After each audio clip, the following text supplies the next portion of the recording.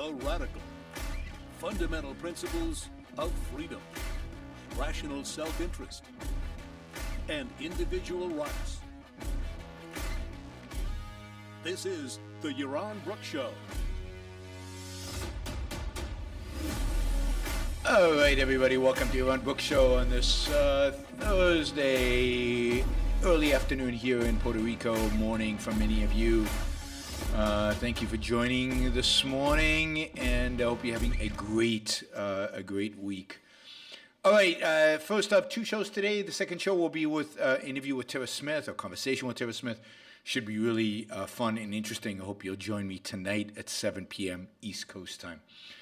All right, let's jump in. I mean, the holiday weekend, as I think I told you over the weekend, it was like the only news was this big storm that was going on in the Midwest and the East Coast.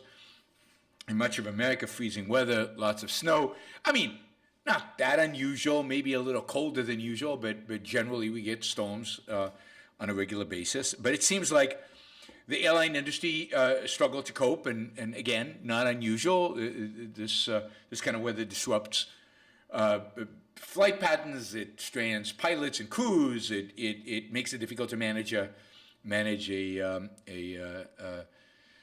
system, a complex system like our airlines, the American Airlines have. But most airlines recovered quickly, and because this is pretty standard practice, this does not happen. That this is not that rare.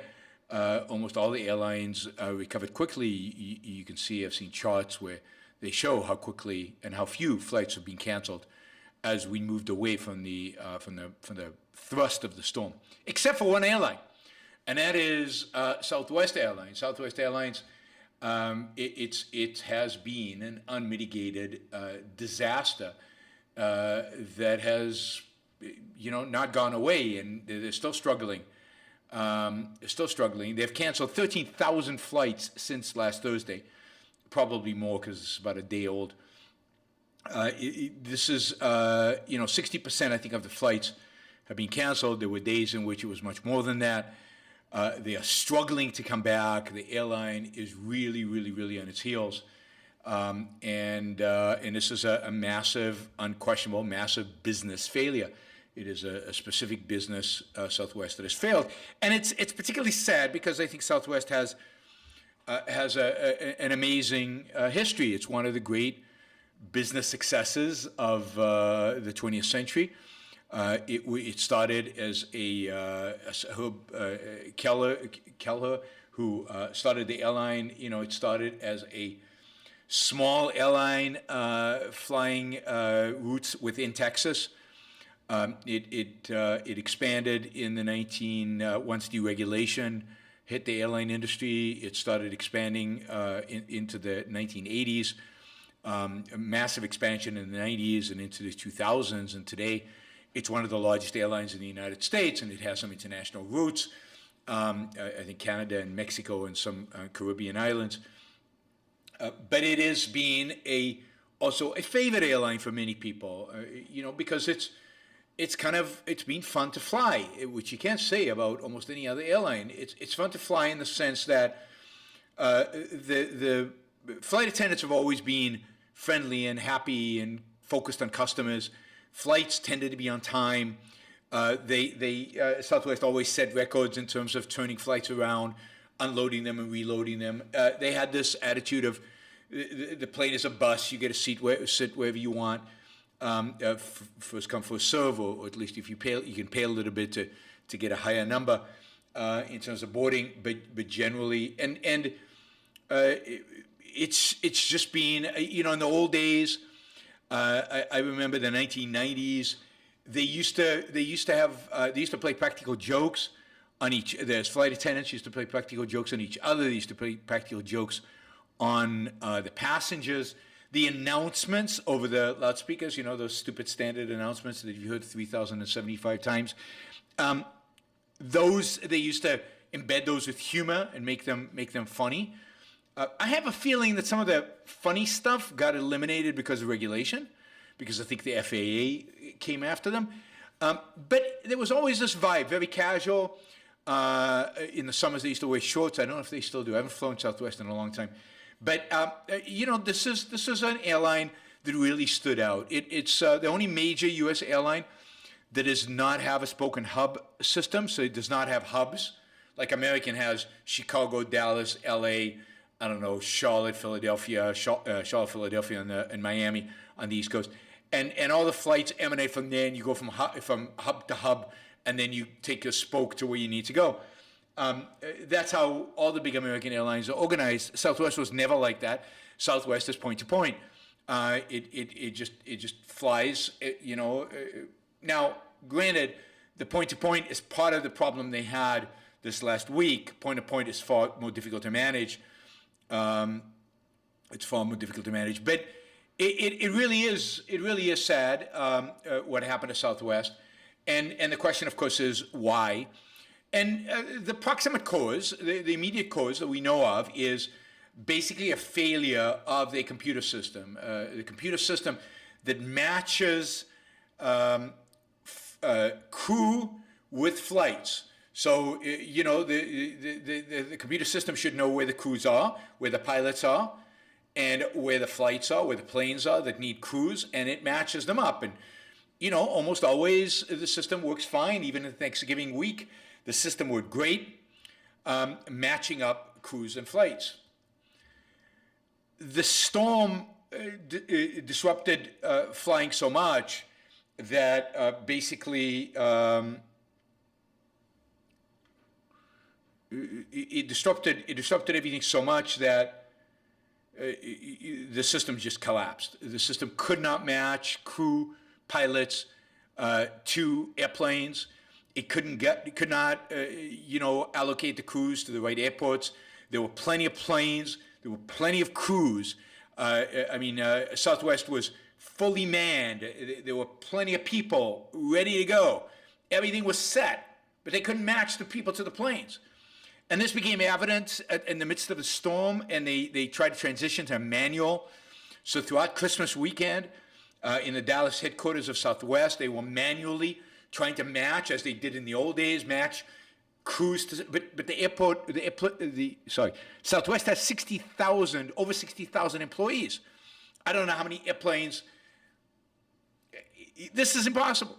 Now, the advantage Southwest has, this is one of the things that made Southwest so profitable, and it was profitable for the longest streak, while other airlines went bankrupt over and over and over again. Southwest was profitable until 2019. I think until COVID, it was a profitable airline. And part of that was the fact that it only flew one plane, basically. It flew Boeing 737s of different varieties, but 737s. So maintenance was easier, and seating was easier because all the planes are laid out the same way.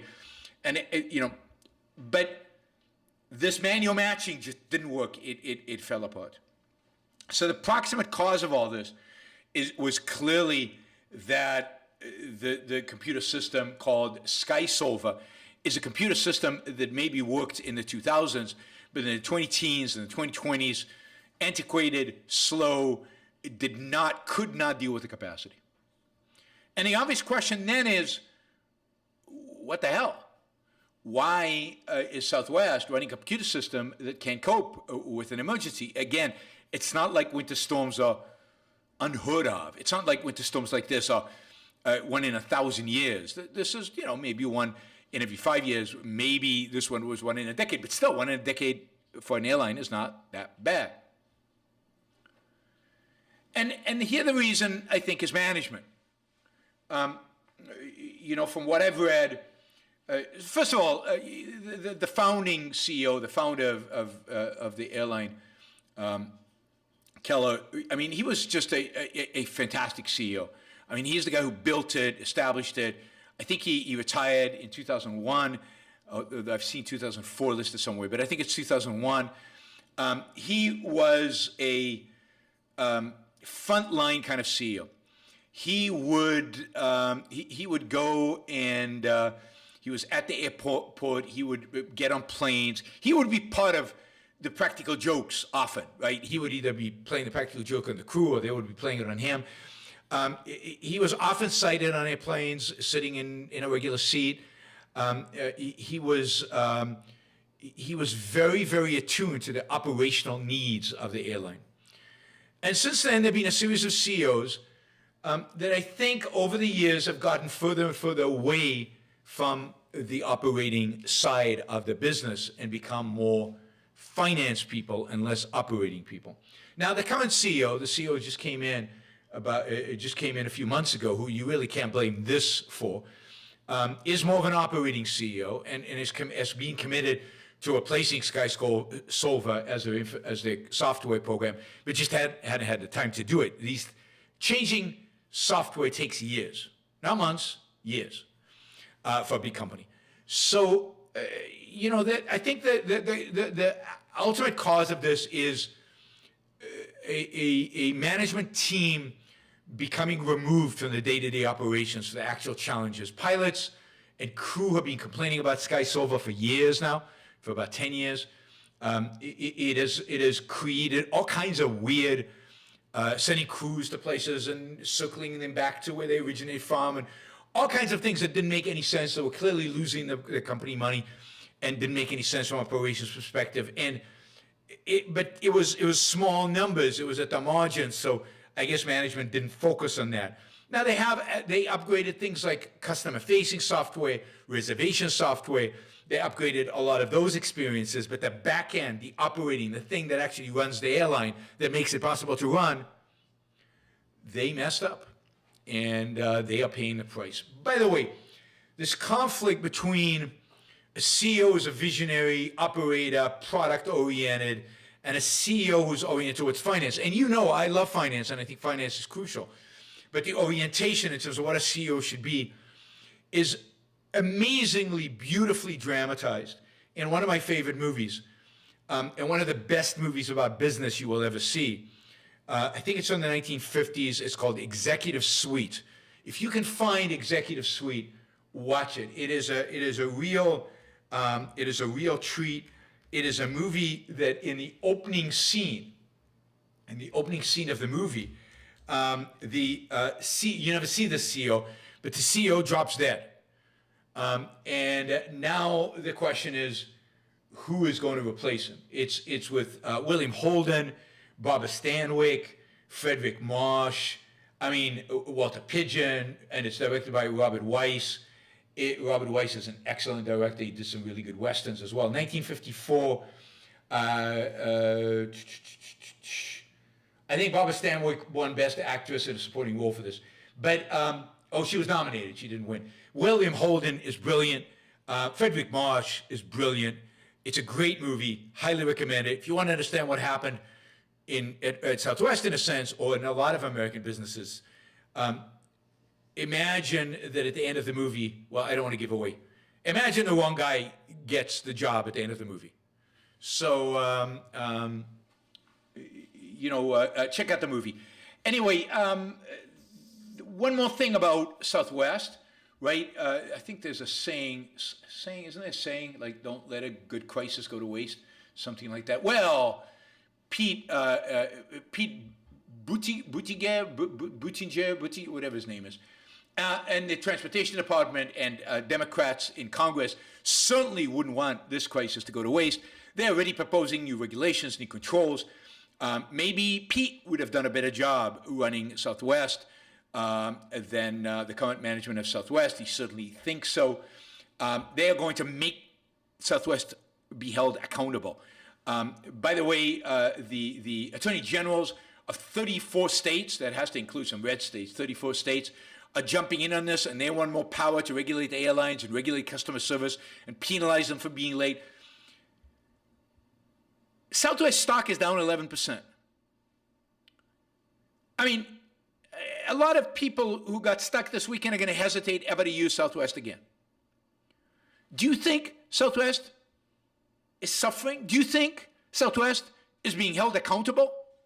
We need politicians to hold it accountable. Politicians who've never really run a business, who have no clue how to run a business, who don't understand customers, don't understand markets, wouldn't know a software program like this from an app on their phone if their life depended on it. This is exactly why you need a separation of state from economics, so politicians can't dabble with this kind of stuff. Do companies fail sometimes? Absolutely. Did the U.S. soccer team not do well in the World Cup? Absolutely. I think politicians should get involved in running it. I mean, things don't always go to as planned. Companies fail. And there is an amazing way in which to keep them accountable. An amazing way in which to have them pay. And that is markets. Markets are beautiful things. And they're the best way to make the accountability match the problem. And the solution be matched with the problem versus government, which would this would be an unmitigated disaster. But Democrats are going to jump all over this. They're going to try to pass new regulations. They're going to try to somehow, fix this through laws and new regulations. And again, this is true of left, right, and attorney generals and federal government and the whole bunch of them. Just butt out, stay out. Markets are already dealing with this. Southwest is already trying to fix it. Indeed, the reason Southwest appointed this new CEO a few months ago is exactly because of this. They needed somebody who was more of an operator to deal with the issues that Southwest was starting to face. All right, so sad to see. Southwest has always been a great company, but it is a challenge to move from a founder, operator, hands-on CEO, particularly over decade, 2 decades later, and keep that same level of engagement going at the executive suite. Southwest has also grown dramatically, and that creates its own challenges. It's not the same. Managing a medium-sized business and managing a massive business are not the same. They are complicated and difficult and challenging. Southwest has also gone through a couple of mergers. Mergers are hard, and they often have negative impacts on the corporate culture. So lots of challenges. I hope that Southwest recovers from this. I hope it returns to its glory days. I hope it figures out how to solve these problems and head off into the right direction. Ragnar, thank you. Really appreciate the support. Don't forget, guys, we got a $250 goal, and whoops, I didn't mean to do that. Oh, and $250 goal for the morning shows. And what else did I want to say? Yes, I want to remind you of a few things. One, tonight I will be interviewing Tara Smith. We'll be talking about a bunch of different things. A lot about things like we'll follow up on some of the stuff we talked about on ambition with Dawn. We'll talk about happiness. We'll talk about some of the things she's working on. We'll talk about free speech, freedom of the press. Maybe we'll cover some of the Twitter stuff. So that should be a lot of fun. It should be interesting. Hopefully you join us 7 p.m. East Coast time. And then I want to remind everybody on the 31st of December at 2 p.m. East Coast time, I'll be doing my year-end show. Looking forward to 2023. It'll be a long show, probably 3 hours. We're going to do there's going to be a $10,000 match. We've got an anonymous contributor to the show who's willing to put up to $10,000. So every dollar that you do in a super chat, or I'll also open up PayPal for it. So on that day during the show, it has to be during the show. Anything contributed either PayPal or on God, I keep doing this. Either PayPal or on Super Chat will be matched up to $10,000. The reason I'm opening up PayPal is there's some limitations of Super Chat, and I know some of you foreigners, for example, or if you want to give more than $500, you can do so on PayPal rather than Super Chat. All right. Let's see. Today, I don't know what time zone you were on, the new government of Israel was sworn in. Benjamin Netanyahu is back as Prime Minister of Israel. Benjamin Netanyahu seems to have the ability of never going away. He is the most nimble, manipulative politician I've ever seen. He has managed to survive, court cases against him. He's managed to survive being incredibly unpopular. He's managed to survive everything, and he keeps bouncing back on his feet, and he has just formed a new government. This will be the most right-wing government in Israeli history. Right-wing here meaning not protection of individual rights, but right-wing in this context being nationalist, meaning religious.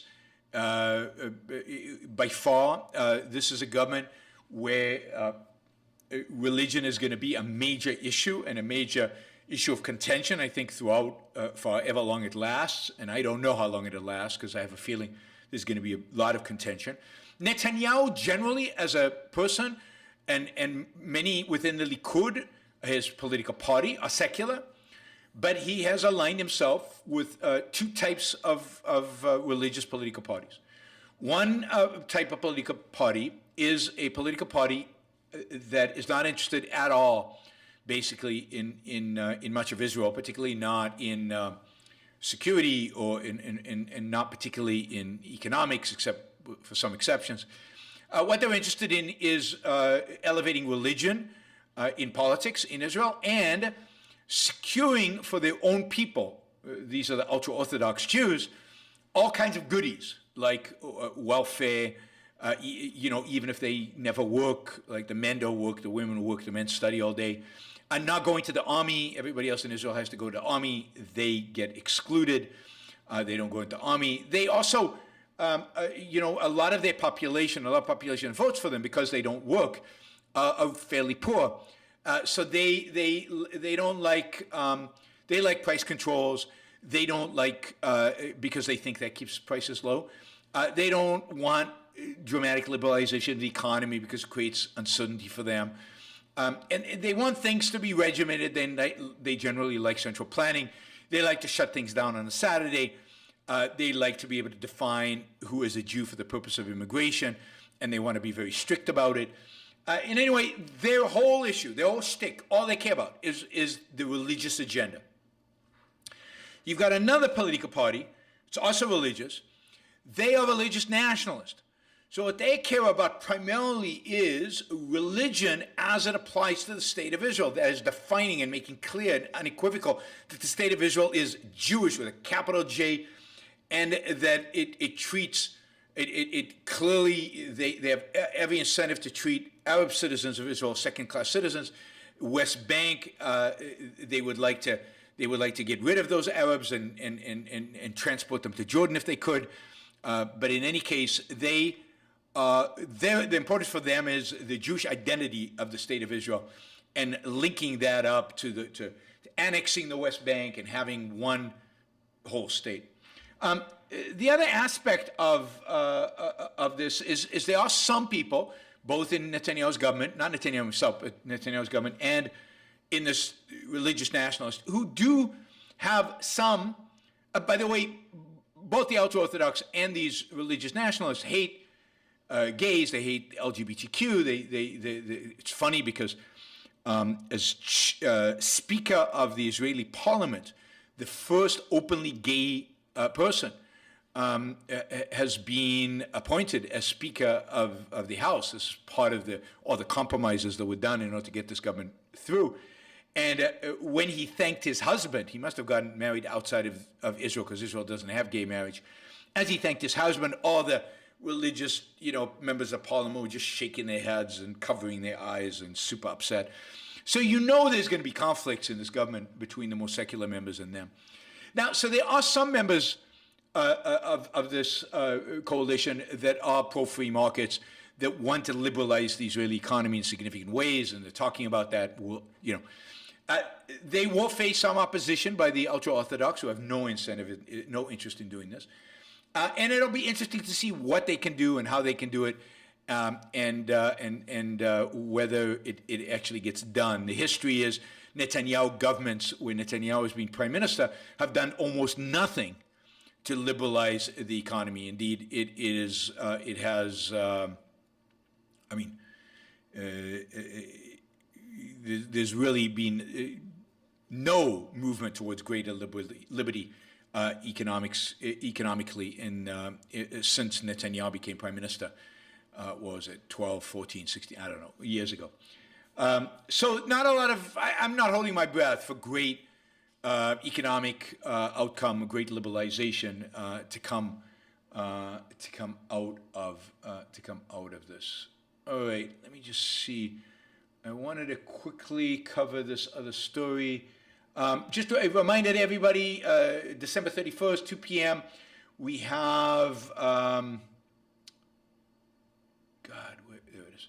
We have the year-end program, which will be a super chat match up to $10,000, and we will be reviewing last year and looking forward to next year. All right. Let's see. Yeah, I thought it would be kind of fun to quickly go over new laws passed by California that are going to kick in by 2023, just to see, like, are these the kind of things you would pass? Is this the kind of your priorities for new laws on the books if you were running things? So one of the big laws is no more furs in California. So Assembly Bill 44 outlaws the manufacturing and sale of all new fur products in the state. Mink coats, raccoon hats, chinchilla scarves have, basically they're all now illegal to produce and to sell.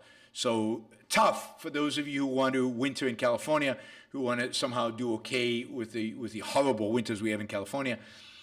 You can't use your mink coats, at least if it's new. It turns out that you can still buy furs, used furs. So there's a resale market in furs. You can still buy those. And of course, fake furs are very popular these days. Furs became a status symbol in the 1970s, but have become a lot less popular more recently. All right, there's a new law in California that is going to kind of, sort of, go light on jaywalking. So if you like jaywalking, if you like kind of crossing the street where there are no lights and stuff like that, the police are not going to harass you anymore. So, jaywalking was initially a crime lobbied for by the car industry, but it's no longer a crime in California. Now it's you can actually jaywalk. There you go. So finally, a positive move towards liberty in the state of California, because I think laws against jaywalking are bad laws. Okay, loitering, right? This bill bans arrests for loitering with intent of prostitution. Right? So, prostitution is still illegal. This is not legalizing prostitution, everybody assures us. But if you're hanging around with the intent to be a prostitute, the police can do nothing about it. Why not legalize prostitution? Anyway, I'm just giving you an example of the things that California thinks are important for next year. All right, this is a... let's see. Have you ever noticed that shampoo aimed... I'm reading for this news article. Have you ever noticed that shampoo aimed at men is often cheaper than a very similar product aimed at women? Or pink razors tend to cost more than black ones? I doubt that's true, that the only difference is the color. But anyway, this is called the pink tax ban. It's been estimated that women pay a staggering $188,000 more than men on similar products through their lifetime. That's discrimination. That is clearly wrong. Right? Assembly Bill 1287 states that a person, firm, partnership, corporation, company, or business shall not charge a different price for two goods that are substantially similar if those goods are priced differently based on gender of the individual for whom the goods are marketed and intended. Whew. I mean, My guess is men's product prices will go up, but when people are asked why their products the price went up, they'll say, "Well, I had no choice. Otherwise, I'd be sued for the." I can bet you anything the products are not the same. But anyway, because if they were the same, women would buy the black razors, and they wouldn't buy the pink ones, and whoever unless you're willing to. Jennifer's willing to pay for the aesthetic value. Fine. All right. Those are some of the new laws in California. In addition, California minimum wage is going up. In 2016, they signed a law that would move the minimum wage to $15 an hour each year until California hit $15 an hour in 2022. So we hit that benchmark last year. And California minimum wage will be 15.5 per hour moving forward in 2023. And in the Bay Area, which has a higher minimum wage, it's going to be $17 per hour. There's all kinds of other stuff. There's employers must disclose salary ranges. We've now restricting the use of song lyrics in court. So you can't use rap songs in a criminal court. You can't anyway. Well, we know California's on the right path. Cool.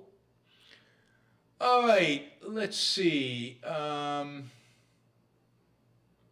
Let's turn to your questions. Let's see. Michael asks, was Golda Meir the ultimate altruist in 1973 when she knew the Arabs were going to attack and wanted to launch the first strike, but listened to Kissinger when he told her to wait until they struck first so Israel could get the support of the U.S.? I mean, it's not clear, right? I mean, the real evil here is what Kissinger said. So there's some evidence to suggest that she wanted to strike first, although there's counter evidence too, so I'm not convinced of the story. But Kissinger told him, look, if you strike first, we won't be able to help you. It turned out Israel needed help. It needed weapons. There was a whole airlift of weapons into Israel during that 1973 war. Golda Meir, it wasn't altruism. She had to make a calculation. The calculation was, if I don't strike first, a lot of Israelis are going to die in that first round, but then we'll get American help and we'll be fine. Or I can strike first, we'll have a lot less casualties early, but later, when we might need American help, we won't get it, and we might get more casualties then. So it was a very, very difficult trade-off. I think she probably made the wrong mistake, and I think if she had to do it again, she would do it again. She would do it differently, given how that war played out. But this is a horrible situation, which the Nixon administration and Kissinger put the Israelis in. Now, the evidence that I suggest that this wasn't the case is that, 12 hours before the Arab countries actually attacked, hours before, reserves had not been called up in Israel. Israel was not on alert. It was not ready. It wasn't just that it didn't counterattack. It didn't put itself in a position to defend itself. And, so the fact is that most of the reserves were not called up until the actual Arab attack happened. And when certain intelligence people suggested that because of certain communications going on, an attack was probably imminent, that was not taken seriously by commanders. Now, why wouldn't she at least put the army on alert? Why wouldn't she at least have called up the reserves, even if you don't do a counterstrike? I can't square that one. So I would have to read up more about the war and about the evidence and about what was going on exactly to figure all that out. But the two stories seem to contradict a little bit, although there might be, of course, an explanation for it all. But I do think if the story is true, the real evil here is Kissinger. The real evil here is the Nixon administration. Golda Meir had a very, very, very difficult decision to make. I think she made the wrong decision, but I wouldn't call it an altruistic one. I mean, she was altruistic in other ways, but not there. Fender Hopper, I might sound like a parrot, but cheers to the news shows. I trust your research, and when I look into claims you make, you seem to include more context than your sources. P.S. Maybe my song review could fill the New Year's show. God, I'm so behind on the song reviews. If it doesn't, then I promise on Tuesday, the Tuesday show, the first show of 2023, I will catch up on all my show music reviews. I also owe Shazbot a review of a MASH episode, so I'm way behind, and I apologize. Ian says, on the Honest Broker Substack, there is a good article on turnaround of Barnes & Noble, good business story management material. Oh, I'll have to look for that. Thank you, Ian. Really appreciate it. I love stories like that.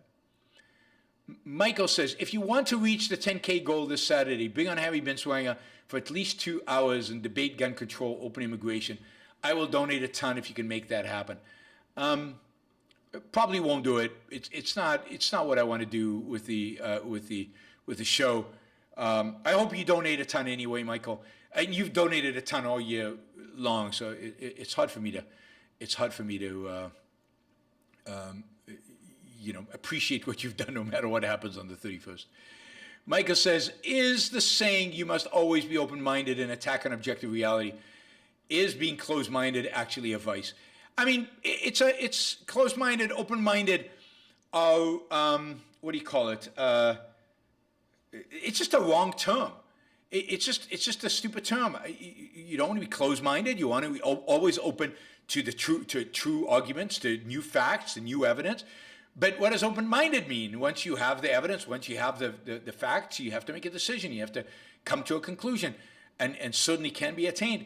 So the whole idea is that you want to have an active mind. You always want to have an active mind. And you want to have an active mind that's objective. So you always want to be objective.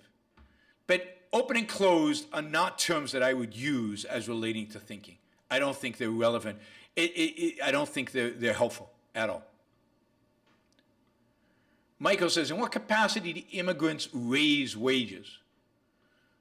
Well, because they create economic activity, and by creating economic activity, they increase the size of the pie which is available to raising wages. But I will do a show on this. So I will do an episode of the show in the coming weeks on how immigration raises wages. That's the economic arguments on how it happens. Thank you, Michael. Would eliminated capital gains tax and dividend tax be more effective for growing the economy than getting rid of the income tax? I don't know. I don't know. I think getting rid of the income tax is a bigger deal because the income tax is much bigger than capital gains or dividend taxes. Dividends are taxed twice, so is capital gains. So it's a form of double taxation. You could leave dividend and capital gains taxes and then eliminate the corporate tax. You could do a lot of different things, but the key is to lower tax burden and to simplify taxes and to make them more transparent, make them easier for people to plan for, easier for people to know what the tax consequences of their actions are. That is, so it's less about, I mean, getting rid of the income tax would be the biggest deal because it's such a huge, complex, massive tax. But if you're going to lower ones, and what is politically feasible or not, it's all very, very complicated. And unless you do it right, unless you really think it through and reform all the taxes, not just one, you're not going to achieve as much as you can. Friend Harper, who's running for president in 2024, is running on a platform that would felonize jaywalking. Good luck winning. Adam says, why not make the minimum wage $300 an hour? Seems that would be even better. I think it should be $1,000. I've long advocated for $1,000 an hour minimum wage. Make everybody rich. It would solve so many of the problems that the United States faces if everybody was rich. All right. Thank you, everybody. I mean, somebody could jump in with a $50 question and get us to $250, but If not, that's okay. Jennifer's upped it to $5,000 now.